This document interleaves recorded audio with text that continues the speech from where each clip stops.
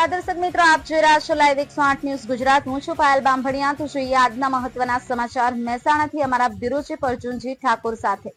મહેસાણા ધોળાસણ ગામે સરપંચોની રસાસાથી શાંતિપ્રિય રહ્યું મતદાન।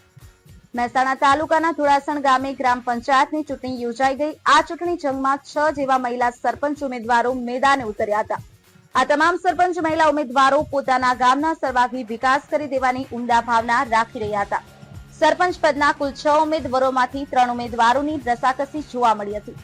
ચૂંટણીના આગળના દિવસે ગ્રામજનોમાં ગામના યોગ્ય સરપંચ ચૂંટવાની ઉમદા ભાવના સાથે તમન્ના હતી, તો બીજી તરફ ગ્રામજનોમાં લોકમુખી દારૂ અને પૈસાની મહદઅંશે ખાનગીમાં લાણી થઈ હોય તેવી શંકાસ્પદ ચર્ચાઓ થઈ હતી, જે દેશની લોકશાહીને કલંકિત અને ગામને બદનામ કરવાવાળું કૃત્ય કહી શકાય। દેશની લોકશાહીમાં દરેક નાગરિકની સ્વતંત્રતાના અધિકારનો ઉપયોગમાં કરવા માટેનું ચૂંટણી પ્રક્રિયા એક રાષ્ટ્રીય મહાપર્વ કહી શકાય, પરંતુ કડવી વાસ્તવિકતા કહી શકાય કે ચૂંટણી સમયે તકવાદીઓ શાસન મેળવવાની લાલચમાં કેટલાક મતદારોને દારૂ અને રૂપિયાથી ખરીદી લેતા હોય છે।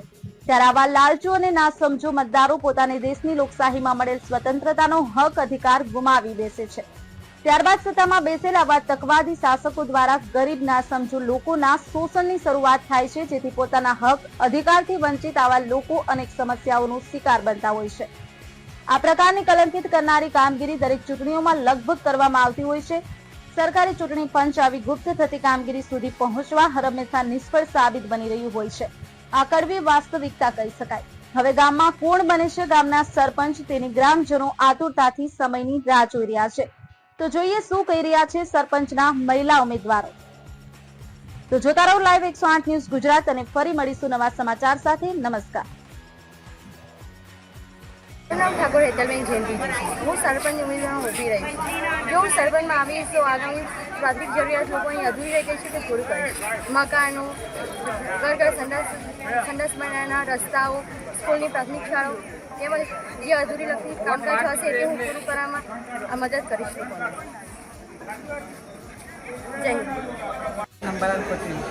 નીતાબેન, તમને આજે ધોળાસણ ગામની પબ્લિક તમને સરપંચના ઉમેદવાર તરીકે લાવી છે, તો તમે એ વિશે શું કહેશો? ધોળાસણ ગામની પબ્લિક બને એ માટે લાવી છું કે તેને સાથ સહકારથી આજે ઊભી રહી છું અને તેને સારું કામ અને સારી સગવડો આપીશ અને ગટર છે, વીજળી છે, ગમે તે કોઈ પ્રકારની તકલીફો હશે તો હું દૂર કરીશ। બેન, એવું પણ છે કે સરકારમાંથી અમુક ગ્રાન્ટો મળતી હોય છે, તમે ગ્રાન્ટોનો શું ઉપયોગ કરશો ગામમાં? ગ્રાન્ટોનો ગામમાં સારી જગ્યાએ ઉપયોગ કરીશ, જે જગ્યાએ વિકાસ ઉપયોગ કરીશ, જે જગ્યાએ કોઈ આધાર ના હોય, કોઈ તૂટી ગયું હોય, આ ના હોય, નો ઉપયોગ જરૂરિયાત હશે। વિદ્યાબેન રોહિત કુમાર, હું ચૂંટણીમાં ફોર્મ ભર્યું હતું ઉમેદવાર તરીકે, તે માટે ભર્યું હતું એમ કે ગામમાં એમ કે સારું કામ કરીએ, સંસ્થાઓ સારી કરીએ, કોઈ ગરીબોને એમ કે આગળ લાવીએ અને નિર્મલ ગામ બનાવીએ, એના માટે ફોર્મ ભર્યું હતું મેં। શામાં ફોર્મ ભર્યું? સરપંચમાં। સરપંચ તરીકે તમે જો ગામવાળા ચૂંટશે તો તમે ગામ માટે શું કામ કરશો? સારી ગ્રાન્ટ પાસ કરીને બધું જે કરવાનું છે એ કરીશું, ગરીબોને એમ કે સારું કરી આલીશું, એ બધું કરીશું।